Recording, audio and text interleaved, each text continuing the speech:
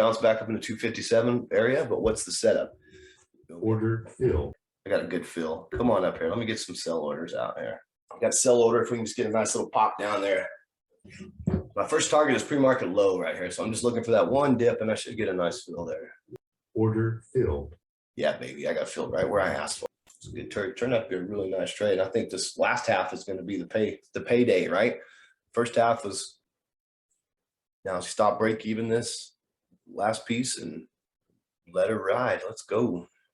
Perfect little 254 entry right there. Boom. We at 254.75. We went to almost, what was it? The trigger was 254.75 and we went to 254.80. I mean, it just doesn't get much better than that, you guys. That's absolutely gorgeous. I just took a couple more off. Well, 3 more. I got 2 contracts left. That's it on the video.